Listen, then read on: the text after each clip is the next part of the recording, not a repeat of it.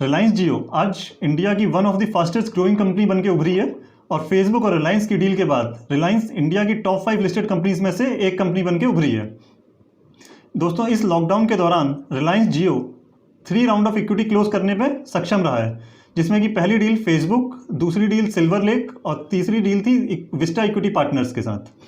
तो नमस्कार दोस्तों, मैं हूं Sandeep Bisht, advisor chamber of startups industries and entrepreneurs India council से, और स्वागत है आपका एक बार फिर हमारे इस चैनल चैम्बर ऑफ स्टार्टअप्स में। तो दोस्तों, आज जानते हैं फेसबुक और रिलायंस जियो के बीच में हुई डील की कुछ फैक्ट्स और इससे क्या क्या इकोनॉमी में प्रभाव पड़ेंगे और कौन कौन इससे बेनिफिट होगा। तो दोस्तों, पहली बात हम जानते हैं रिलायंस का मतलब हिंदी में होता है भरोसा, और रिलायंस इस भरोसे पे, इन्वेस्टर्स के भरोसे पे और अपने रिटेल कस्टमर्स के भरोसे पे हमेशा सक्षम रहा है। तो दोस्तों, जब मुकेश अंबानी जी के पास फैमिली पार्टीशन होके बिजनेस आया था, वो था ऑयल एंड नेचुरल गैस का, जिसमें कि petrochemical, oil, gas, Reliance industries के नाम से सारा बिजनेस मुकेश अंबानी जी के पास आया था। और बाकी के जो बिजनेस थे, जो कि बैंकिंग फाइनेंशियल इंस्टीट्यूशन का बिजनेस था, पावर का बिजनेस था, और रिलायंस कम्युनिकेशन लिमिटेड जो मोबाइल का बिजनेस था, वो आ गया था अनिल अंबानी जी के पास, जो कि मुकेश अंबानी जी के छोटे भाई थे। लेकिन मुकेश अंबानी जी हमेशा से चाहते थे कि रिलायंस कम्युनिकेशन उनके पास आए, क्योंकि वो उन्होंने मोबाइल कंपनीज को सेटअप करने पे दिन रात एक लगाया हुआ था। तो 2010 तक जब नॉन कम्पिटिटिव एग्रीमेंट को वो सुप्रीम कोर्ट से क्वैश करा के लेके आए, तब से ही जियो की प्लानिंग उन्होंने कर ली थी। तो 2015 में उन्होंने फॉर्मली लॉन्च किया, एक अपनी एजीएम से अनाउंस किया था कि हम लोग रिलायंस जियो लेके आएगा, एक मोबाइल नेटवर्क लेके आएगा, और 2016 में उन्होंने इसका नेटवर्क पब्लिक के लिए ओपन कर दिया।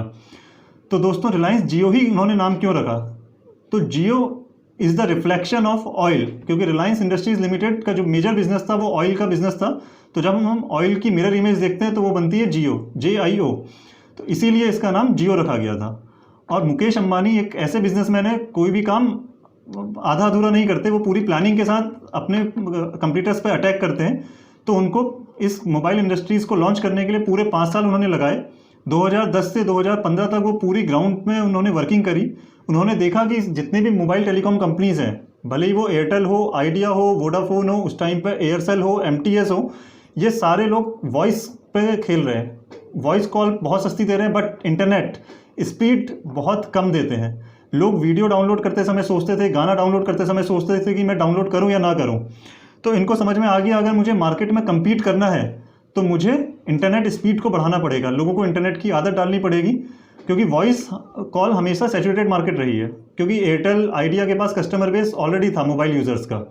बट रिलायंस जियो खेला केवल और केवल इंटरनेट यूज़र्स पे।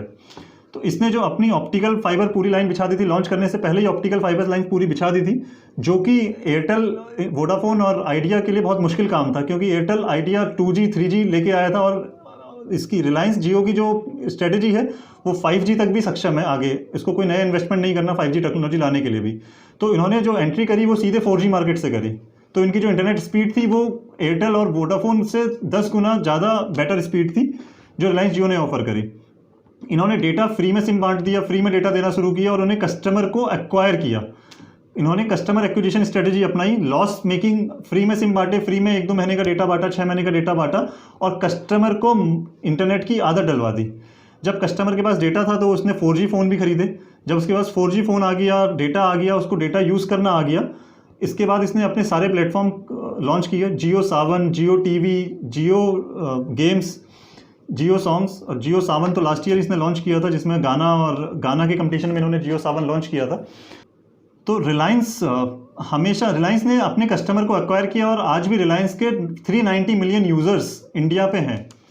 जब इन्होंने जियो स्टार्टअप लॉन्च किया था, रिलायंस, मुकेश अंबानी जी की एक स्टेटमेंट थी, जब इन्होंने जियो स्टार्टअप लॉन्च किया था तो इन्होंने स्टेटमेंट दी थी, Jio is a startup built in India for India by Indians and we have a special place in our hearts for the startups. तो इसका मतलब इन्होंने जो हमेशा से इनके मन में भावना रही है वो पैट्रियोटिक फीलिंग रही है कि जियो एक इंडियन स्टार्टअप है, इंडियंस द्वारा डेवलप किया हुआ और इंडियंस के लिए। तो इसलिए इसकी जो पब्लिसिटी हुई वो एक पैट्रियोटिक वे में भी रही, और हमेशा मुकेश अंबानी इस चीज़ को जानते थे कि इंडिया में कनेक्ट होना है तो हमें देशभक्ति वाली फीलिंग लानी पड़ेगी। जब लास्ट ईयर इन्होंने जब ई-कॉमर्स पोर्टल लॉन्च किया था तो इन्होंने कहा था, in this new world data is the new oil, data is the new wealth. और ये फैक्ट भी है कि डेटा, आज जिसके पास डेटा है उसके पास वो दुनिया में कुछ भी कर सकता है। और इन्होंने इसके बाद ये भी कहा था, India's data must be controlled and owned by Indian people and not by corporate, specially global corporations. इसका मतलब इंडिया में जो डेटा है वो इंडिया में ही रहे, कोई फॉरेन कंपनीज के हाथ में डेटा ना आए। तो इसका डायरेक्टली मतलब था, इन्होंने अमेजोन को चैलेंज किया कि अमेजोन गोडैडी जो सर्वर्स लेके आए हैं, जो डेटा स्टोर होते हैं वो सारे यूएस बेस्ड सर्वर हैं या चाइना बेस्ड सर्वर्स हैं।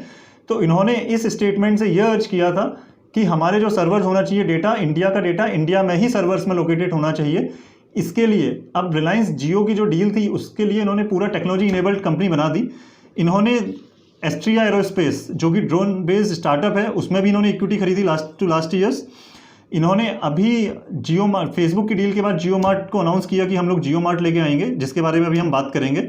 इन्होंने जो सॉफ्टवेयर की बात कर रहे थे, सॉफ्टवेयर एज ए सर्विस, जो कि अमेजोन का one of the major portfolio है, इन्होंने नाउ फ्लोट टेक्नोलॉजीज में इन्वेस्ट किया, जो कि सर्विसेज देता है cloud based products, website management, content management, promotions, local businesses को प्रमोट करने के लिए वो इसमें इन्वेस्टमेंट किया है, जो कि सर्वर और डेटाबेस का काम करता है, डिजिटल प्रेजेंस देता है बिजनेसेस को।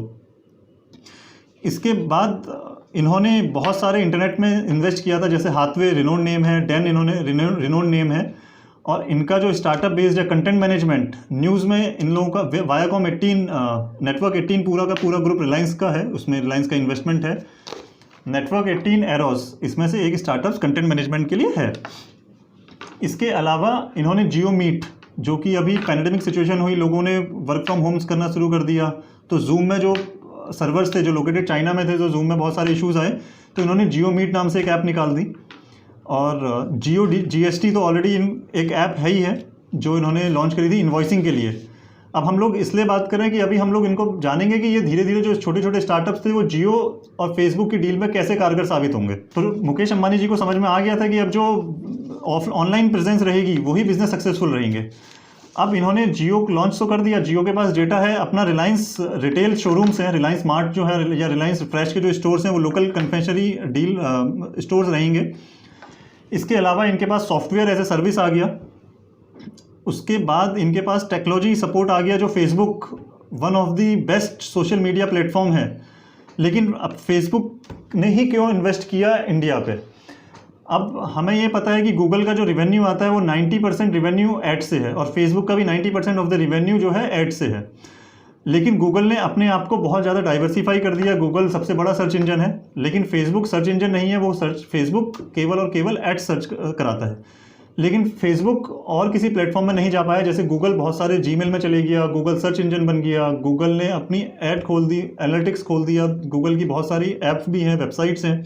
इसी प्रकार जो अमेजोन था, अमेजोन ने अपना अमेजोन क्लाउड सर्विसेज खोल दी, अमेजोन एसईएस सर्विसेज खोल दी, और अमेजोन अपना जो ग्रॉसरी स्टोर है वो खोल दिया, और अमेजोन.com खोल दिया और .in खोल दिया।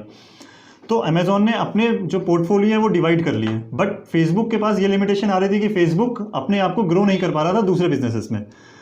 फेसबुक ने एक्वायर किया व्हाट्सएप को। अब आज की डेट में फेसबुक के जो यूज़र्स हैं 328 मिलियन यूज़र्स जो है फेसबुक यूज़ करते हैं, और वर्ल्ड में इंडिया में जो व्हाट्सएप के यूज़र्स हैं वो 400 मिलियन यूज़र्स हैं, जो कि किसी भी कंट्री के लिए सबसे ज़्यादा यूज़र्स हैं व्हाट्सएप के, वो इंडिया पे ही हैं।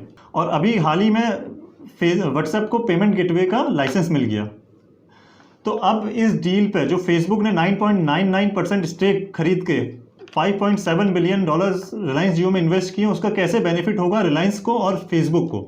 रिलायंस जियो के जो कस्टमर हैं अभी 390 मिलियन, तो रिलायंस जियो के खुद के कस्टमर्स हैं, और 400 मिलियन यूज़र्स जो हैं व्हाट्सएप के हैं। मुकेश अंबानी जी ने ये कहा कि हम जियो मार्ट के थ्रू स्वदेशी चीज़ों को हम लोग प्रमोट करेंगे। जो हमारे लोकल रिटेलर्स हैं, जो लोकल स्टेशनरी शॉप्स हैं, ग्रॉसरी स्टोर्स हैं, सब्जी वाले हैं जो रेडी लगा के बेचते हैं, हम उनको अपने स्टोर से कनेक्ट करेंगे, उनको ऑर्डर्स प्लेस करवाएंगे व्हाट्सएप के थ्रू, जियो ऐप के थ्रू, जियो ऐप करें या हम व्हाट्सएप के थ्रू, उनको पेमेंट गेटवे तो है, ये व्हाट्सएप के थ्रू वो लोग ऑर्डर भी कर सकते हैं, क्योंकि WhatsApp is a friendly app जो कि हर घर पे यूज़ होता है, और हर स्मार्टफोन चलाने वाले के फ़ोन पे हमें व्हाट्सएप मिल जाता है।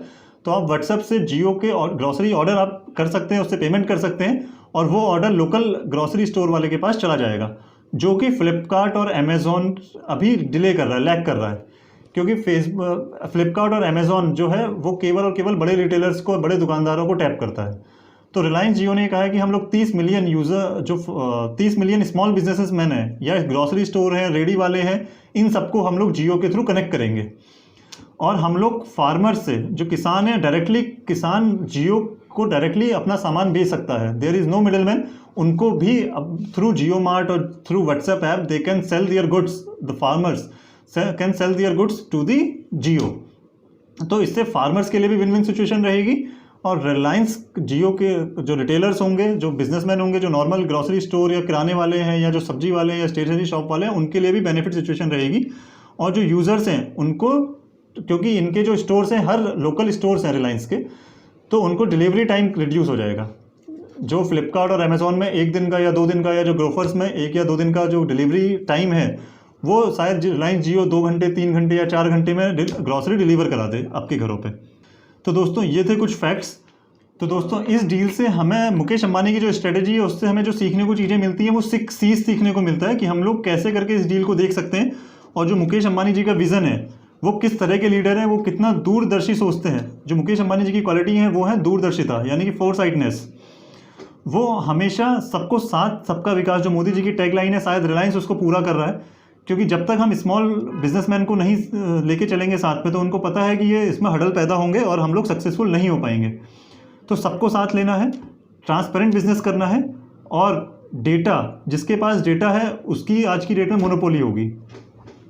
तो उनको पता है कि मैं डिजिटल, आज की डेट में जो मुकेश अंबानी जी जो जियो की डील के थ्रू लेके आ रहे हैं वो शायद डिजिटल रिवॉल्यूशन है। जैसे कि हम लोगों ने नाम सुना था वाइट रिवॉल्यूशन, ग्रीन रिवॉल्यूशन, और आज की डेट में डिजिटल रिवॉल्यूशन की तरफ हम लोग बढ़ रहे हैं। शायद रिलायंस और फेसबुक की डील इसी ओर इशारा करती है कि ये शायद इस डिजिटल रिवॉल्यूशन का एक नया युग प्रारंभ होने जा रहा है। तो रिलायंस और फेसबुक की डील हमें 6 C's सिखाती है। First C is connectivity. Connectivity means high speed अगर इंटरनेट हो हमारे पास तो हम कुछ भी कर सकते हैं। तो रिलायंस के पास ऑलरेडी कनेक्टिविटी थी थ्रू हाथवे, थ्रू डैन और through Reliance Jio optical fibre network. Second C is community. Reliance is already serving 390 million users. जो मोबाइल यूज़र जियो के चला रहे हैं वो 390 मिलियन यूज़र्स को रिलायंस सर्व कर रहा है और 400 मिलियन यूज़र्स को व्हाट्सअप सर्व कर रहा है। तो इनके पास ऑलरेडी अप्रॉक्सीमेटली 800 मिलियन यूज़र्स को ये सर्व कर रहे हैं jointly. And third C is content.